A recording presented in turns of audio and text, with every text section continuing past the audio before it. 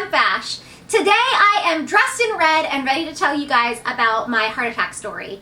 So I do a lot of these talks with people in the heart attack community so that I can tell my story and bring advocacy and awareness to young women in heart attacks. So I figured I will tell you guys the abbreviated story today, and maybe somebody out there is listening or watching and understands what I've been through and is going through something similar, or has a family member or a friend going through something similar, and we can connect.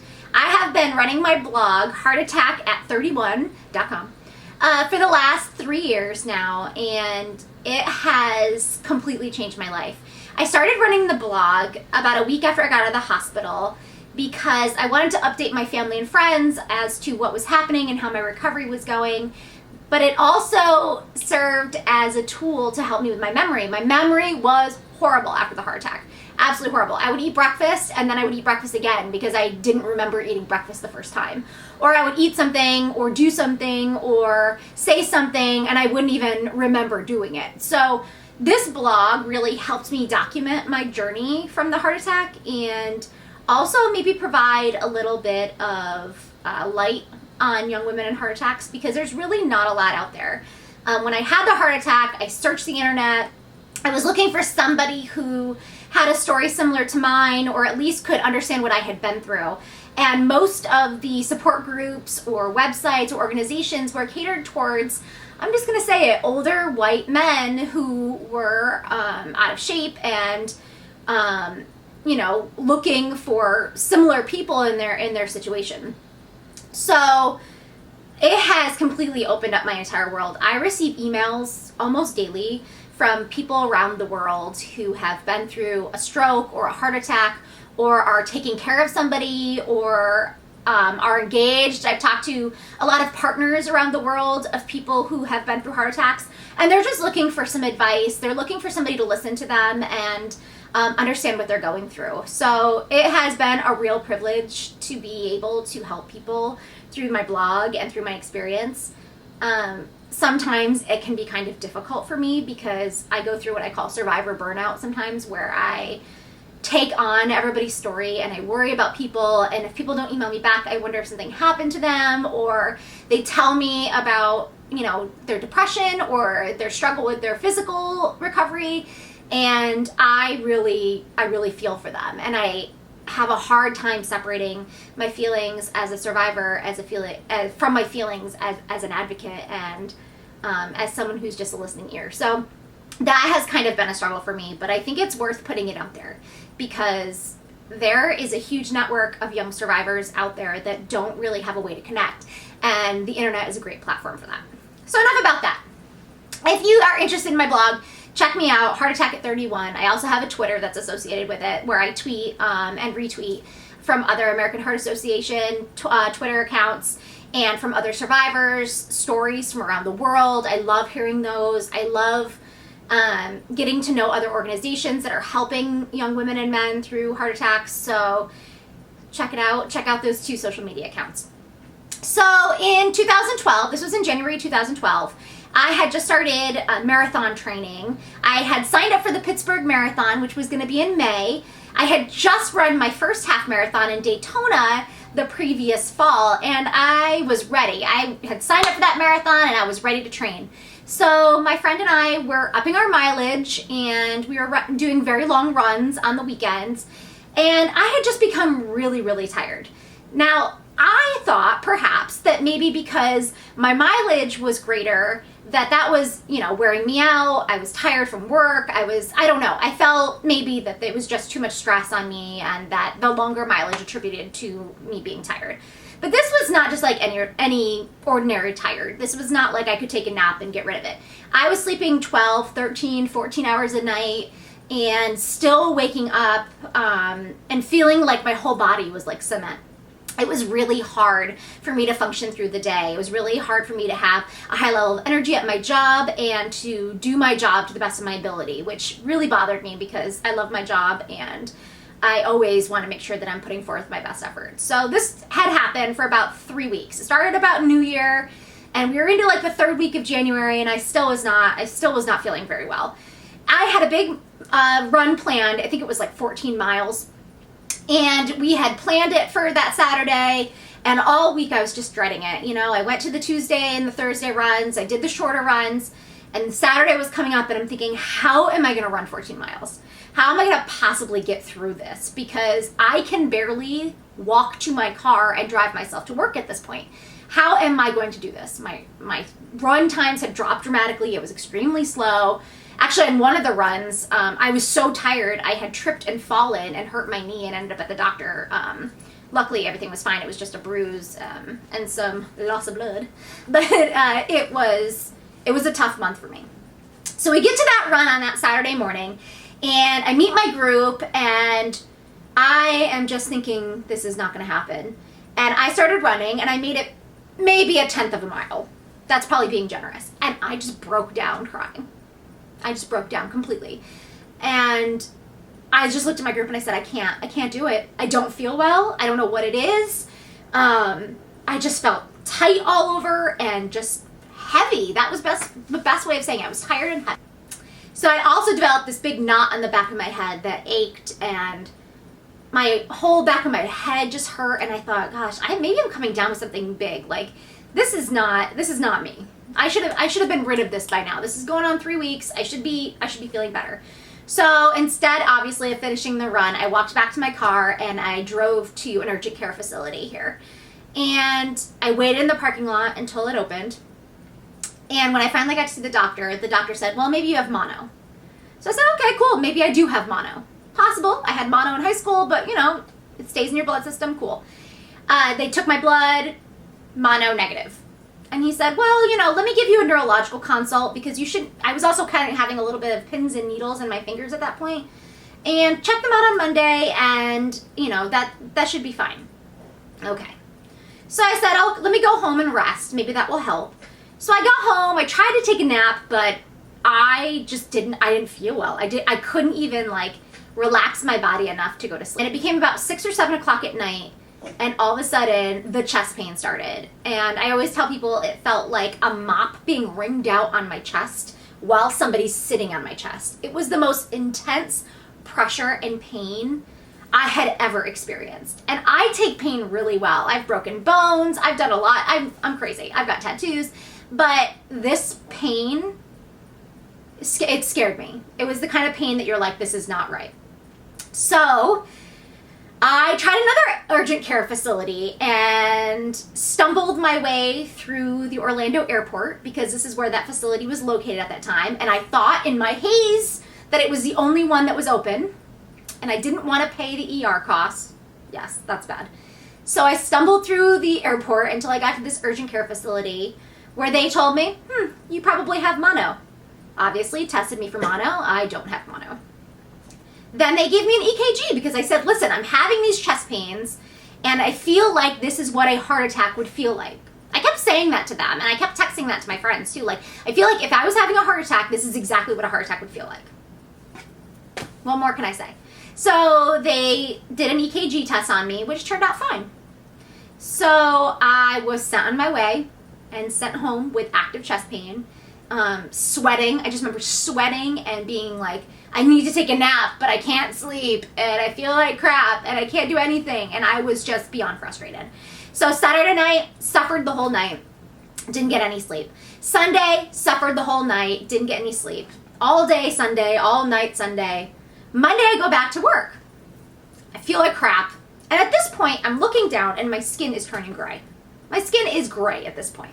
Right? I don't feel well. I don't even remember really work those 2 days, Monday and Tuesday, because I just wasn't myself. I didn't really know what was going on, which is horrible. Monday night, obviously no sleep. Tuesday, I get up and I'm like, oh, I feel a little bit better. The chest pain has gone down. I don't have any energy, but at least that pain isn't there. And looking back, people from work remember me like rubbing my chest, which actually the doctors think was some sort of survival tactic. I have no idea how, but I was pushing hard on my chest like all day long. Somehow in the back of my head, I knew that was keeping me alive. Strange, but true.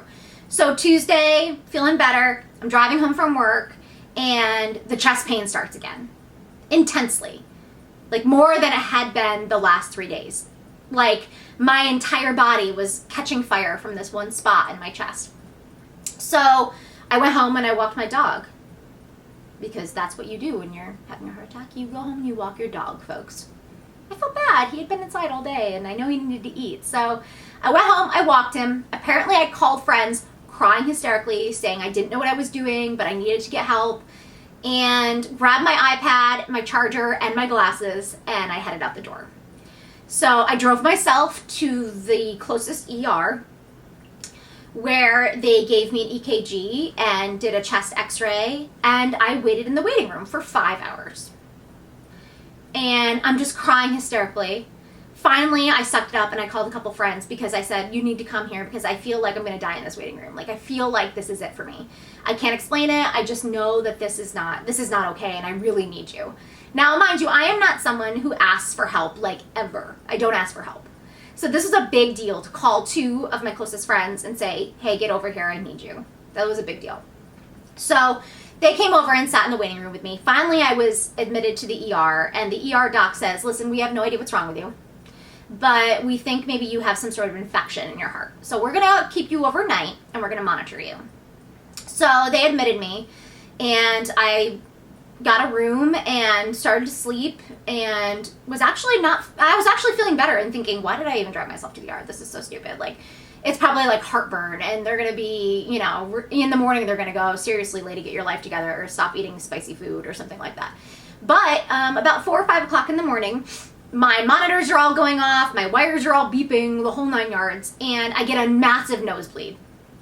And thank God someone at home, an attending doctor at home, was reading my blood work and called the hospital and said, listen guys, she's having a heart attack. That's what's happening. So all of a sudden, everything's going off, and a team of people, nurses and doctors, come in and start unplugging all my wires and taking off my monitors and putting other things on, and started running this IV on me and had me sign paperwork for a cath lab. Now, I had no idea what a cath lab was. I was thinking catheter, you know, like the tube you stick in your pee hole. That's what I was thinking. I was like, what are they going to do to my pee hole? Why am I signing off on sticking a tube in my pee hole? This is getting weird. Do I have a bladder infection? Is that what's causing all this? So I really did not know what was about to happen. So as I'm being wheeled down to the cath lab, one of the nurses says, we're going to go to the cath lab and you're going to do a procedure called an angioplasty. And I did not know anything at that point. No one in my family had ever had a heart attack that in my lifetime, and no one had ever had any heart issues. So I really didn't know all this terminology. And I'm thinking angioplasty is like they're cutting open my chest. So I started panicking and freaking out, and she's like, okay, you need to calm down. It's okay. And she explained to me what was going to happen. So then I was like, all right. So we get down to the cath lab, strip me butt naked, right? I'm laying on this table. They're putting all these plastic sheets over me and all this surgical gear on the doctors and the nurses. And I'm like, this is serious. This is like a big deal. They stick a tube in my femoral artery, in my hip, in my groin, and run it through to my heart. And the nurse next to me says, you can watch this on the TV next to you. And I'm thinking, I don't even know what I'm watching. Can someone please explain to me what is happening? And everybody's chit-chatting, you know, the whole night. Everyone's having a good old time. And all of a sudden, silence. Everybody goes perfectly silent. It was the eeriest thing I have ever experienced. And the nurse next to me says, it's okay. We figured it out. You're going to be okay. And I remember thinking, oh my gosh, this is serious. This is really serious. She's being, you know, this is not anything small. I was right. Something is wrong here, and it's with my heart. So they stitch me all up and roll me into the cardiac floor, which I find out later is just all old white men. That's the whole floor is all old white men and me. Little 31-year-old blonde me who looked a lot younger at 31 than I do now, 3 years later. Okay. I look okay at 34, but 31, I was a baby. I look like such a baby. So I get my own room, and I'm like, ooh, I get my own room. This must be good. And somebody has to lay on my hip for like an hour to stop the bleeding from the cath. So the nurse is laying on my hip, and And I'm asking questions, but he doesn't seem to want to answer any. He's like, you know, you really should talk to your doctor. Your doctor will give you all the information, and I'm just here to like recover you from the procedure. And I'm like, okay. And I'm on medication, and my friends aren't here, and I don't know what to do.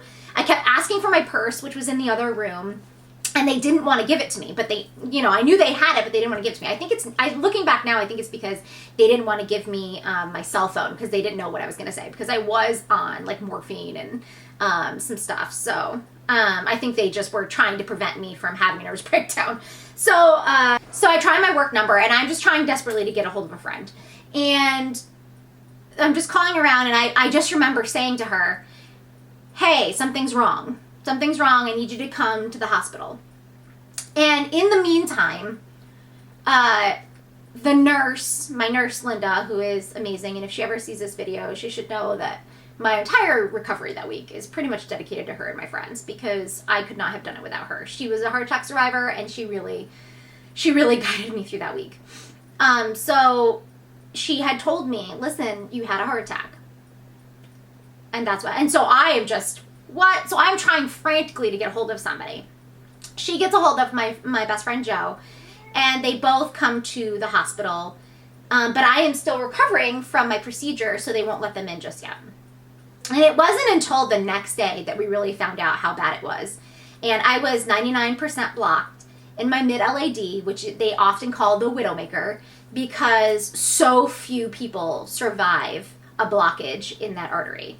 The fact that I survived almost 5 days with that blockage in that LAD is pretty much a miracle. I should not be here right now. The doctors were just so shocked that I had made it through, and the nurses, people were coming in to just like talk to me and meet me. It was like the weirdest thing. So all these doctors from other floors were coming in. Oh, you're the 31-year-old that had the heart attack. Oh, you're the girl with the widowmaker. Oh my gosh, are you okay? How are you feeling? It was so strange. I was like a museum exhibit for like 3 days.